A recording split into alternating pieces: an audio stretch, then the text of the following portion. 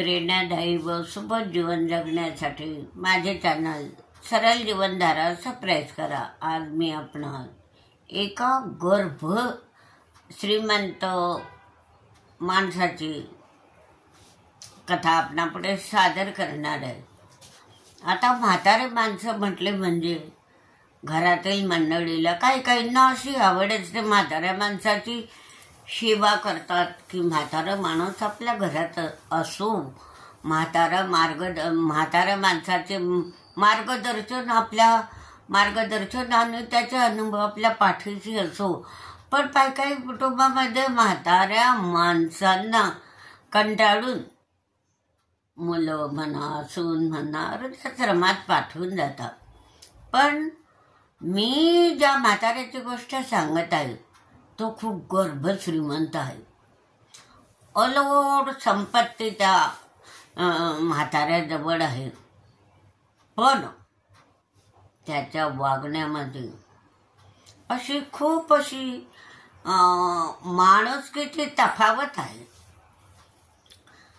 गर्भ श्रीमंत आहे, मुलं अमेरिकेत आहे, मुली गर्भ श्रीमंत घरात नांदत आहे, पण आणि तो स्वतः आमच्या शेजारचा तो स्वतः दोन फ्लॅट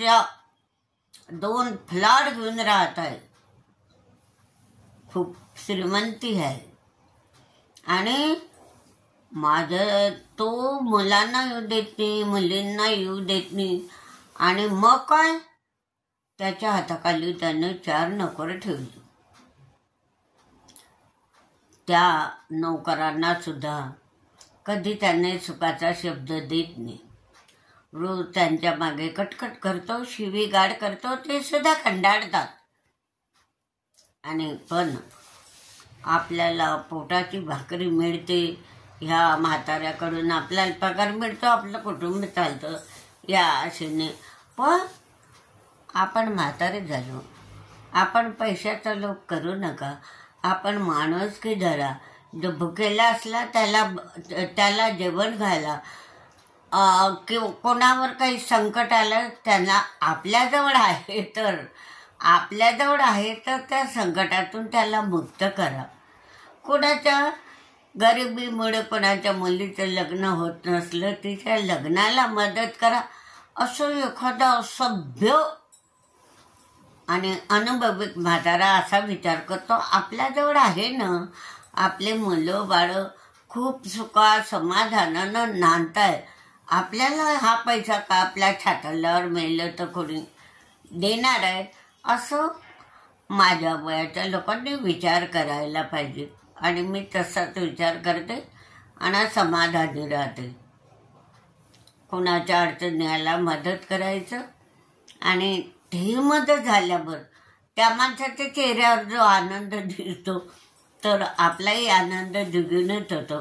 तर अशा प्रकारचे आपण ह्या वयामध्ये वर्तन असं उदार मन, आनंदी मन, माणुसकी जपणं, आपले अनुभव दुसऱ्याला देणं आणि कोणालाही शेजाऱ्या पाजाऱ्यांना आपलेसं करणं हा आपला ह्या वयातील सर्वात मोठा एक असा ग्रंथच असतो। कारण आपण 2 दिवसांनी मरणार असतो की गडे आपण ह्या तरुण पिढीपेक्षा लहान आहे, पण सांगता येत नाही। आपण मरण तसं सांगत नाही, पण आपण असा विचार करायला पाहिजे की हे जे तरुण पिढी हे आपल्यापेक्षा मोठी आहे असं धरून पण नाही। तो म्हातारा म्हणजे कुंजूस होता। तो डिंक कसा असतो पण चिकट असतो तसा तो चिकट होता। कोणाला खाऊ घालणार नाही, कोणाची माणुसकी शेजाऱ्यांची सुद्धा बोलली ना। 4 नोकर त्याच्या हाताखाली होते, त्यांना सुद्धा शिवीगाळ करायचा, पगार द्यायला कटकट, खाऊ पिऊ घालायला कटकट, अशा प्रकारे त्याची वर्तणूक होती। आणि बघा आज 29 जानेवारी जेव्हा तो सकाळी एकटा कोणत्या अवस्थेत आणि काय मरून पडलेला होता, तर नोकरांना उठवायला गेला तर तो मेलेल्या अवस्थेत दिसला। मग दुसरे नोकर धावून आले आणि मग त्यांनी मुलाला फोन, मुलीला फोन. आता मुलं आणि मुली लांब असतील तर ते कशाला येतील? आणि चांगला बाप असता तर मुली धावून आल्या असते विमानानं त्याच्यानं, पण बापानं त्या मुलींना सुद्धा माणुसकी दाखवली नाही. असा हा कंजूस म्हातारा. तर आज 29 जानेवारीला तो गतप्राण झाला आणि त्या 4 नोकरांनी मुलांना, मुलीला फोन केले, पण 12-1 वाजेपर्यंत कोणाचा थांब भरता नव्हता. मग काही मुलांनी किंवा कोणी सांगितलं असेल पोलिसांना फोन करा आणि ते मग ॲम्ब्युलन्समध्ये प्रेत घेऊन जातील, अशा प्रकारे माहिती मिळाली. आणि मग त्याला फ्लॅटमध्ये काय, जो तो ज्याच्या त्याच्या फ्लॅटमध्ये राहतो, जास्त चौकशी करत नाही. तर मग आणि तो शेजाऱ्यांची बोलेली, काही संबंध नाही, हुनी तुनी शेजारी कशाला जातील? कोणीच गेलं नाही त्याच्याजवळ. त्याचे नोकर धावपळ करत होते खालीच जमिनीवर. कोणी चौकशी केली थोडीफार, जाऊ द्या म्हणे, तो तसाच होता. मेला तर मेला म्हणे, काही कोणाला 4 पैसे दे ना, नोकराची चांगलं वागे ना, मुला सुनांची नाही, मुलींची सुद्धा नाही. स्वतःला जन्म दिलेल्या मुला मुलींची जो माणूस चांगला वागत नाही तो आपल्यासारख्या परक्याशी काय वागणार आहे? त्याला तो पैसाच प्यारा, माणूस प्यारा नाही, अशी त्याची वृत्ती.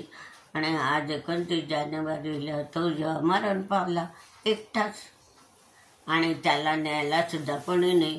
तर मग कितीतरी वाजता 12-1 वाजता ते ॲम्ब्युलन्स आली पोलिसांची. काही त्यांच्या मुलांकडून माहिती मिळाली असेल की तुम्ही काय करा काय नाही, आणि मग ते घेऊन गेले.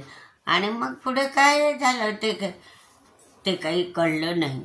तर अशा प्रकारे मग का ते मुलंपर्यंत ते प्रेत ठेवता का नाही ते सुद्धा नाही, कारण कोणीच ते आजूबाजूचे मित्रनी मंडळीने, ते 4 नोकर होते, त्यांनाच त्याचा समाचार माहीत की त्यांनाच त्याचं सगळी देखरेख माहिती, दुसरं कोणीच नाही. शेजारीने पाजारीने, स्वतःचे मुलं आणि मुली नाही तर शेजारी पाजारी काय भाग घेणार आहे? तर अशा प्रकारे तो आज मरून गेला आहे. आणि तो मग ॲम्ब्युलन्समध्ये पोलीस घेऊन गेले. मग पुढे काय झालं त्याचं ते काही असं कळलं नाही. आणि मग आपण म्हातारे झालो. आता त्याचा जो पैसा आहे तो का तो त्याच्या छातीवर घेऊन गेला का? बरोबर घेऊन गेला. त्याला स्वर्ग तरी लाभेल का? स्वर्ग लाभेल का? कोणाचं मन दुखवणं किंवा कोणाच्या अडीअडचणीमध्ये सहभागी न होणं, हे सुद्धा अशी संस्कृती पाहिजे असते, माणुसकी पाहिजे असते. पण तो माणुसकीने लोप त्याच्या अंगी, माणुसकी होती त्याच्या अंगीची, माणुसकीची लोप पावलेली होती. त्याला फक्त पैसा दिसत होता. अखेर शेवटी आज आपल्याजवळ मरताना मुलगी नाही, मुलगा नाही, सून नाही, नातवंडे नाही, नोकर होता का नाही, चाकर होता का नाही, एकटाच तो त्या फ्लॅटमध्ये मरून पडण्याच्या अवस्थेमध्ये पाहिल्यावर कसं हृदय आपलं असं हादरून जातं की बापरे, एवढा पैसा असल्यावर याला कोणी किंमत देत नाही. तर ते असं असतं की काही नसते, पैशालाच किंमत नसते, माणसाच्या माणुसकीला सुद्धा किंमत असते, माणसाच्या गोड बोलण्याला, माणुसकीला, संकटकाळी उपयोगी, गोरगरिबांना मदत. अरे नाही काही तर 2 शब्द कोणाची हसा बोला. कुणी काही तुम्हाला पैसे मागताय का? कुणी काही तुम्हाला मदत मागताय का? एवढं माणुसकीचा धर्म पाळला तरी पुष्कळ असतं. पण त्या म्हाताऱ्यानं मरेपर्यंत कोणाला माणुसकी दाखवली नाही. आणि अति पैशाचा लोभ, अति पैशाचा शोक, अति पैशाचा लोभ आणि तो एकटा मरून पडलेला माणूस आज काय त्याची दशा की त्याच्याजवळ कोणी नोकरांनी आणि पोलिसांनी त्याला असं ॲम्ब्युलन्समध्ये घेऊन गेले, शेजारी पाजारी कोणीच नाही, कारण तो त्याच्या फ्लॅटमध्ये असतो. कोणी असं का जास्त चौकशी करत नाही, कोणी बोललं तर सांगितलं, पण अशा प्रकारची त्या माणसाची वर्तणूक होती, सर्वांना माहिती होतं. म्हणून ते फ्लॅटमध्ये राहणारे लोक व्यवस्थित ज्याचे त्याचे राहतात. कोणी बोलवलं तर बोललं, नाही बोलवलं गच्चूप बसता. अशा प्रकारे त्या कंजूस म्हाताऱ्याचं 29 तारखेला निधन झालं.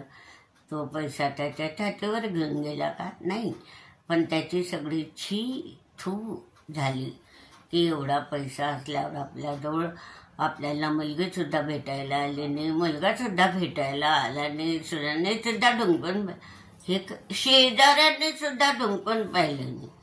ते नोकरच बिचारी त्याच्या उपयोगी पडले आणि त्याची विल्हेवाट लावली. अशा प्रकारे माणसानं आपलं वर्तन इतकं नीच पातळीचं ठेवू नये. कोणाला तरी सहकार्य करावं, मदत करावं, माणुसकीनं वागावं. नाही तर काही वागता तर 2 शब्द गोड बोलून त्याला हसवायचं आणि वाटे लावायचं. नाही चहा करता आली तर पाणी तरी द्यावं. असं म्हाताऱ्या माणसांचं काय सगळ्यांचं तसं वर्तणूक पाहिजे. कारण आपण आतापासून करू तेव्हाच म्हातारपर्यंत पणापर्यंत ते टिकतं. तर असं मी थोडक्यात माझा असा हा अनुभव सांगितला. माणसानं पैशापेक्षा माणुसकीला जास्त महत्त्व द्यायला पाहिजे. नाहीतर त्या आमच्या शेजारच्या म्हाताऱ्यासारखं कोणी मेलं काय आणि गेलं काय, कोणाला काही चुकणे दुखणे विचारणे पुसणे.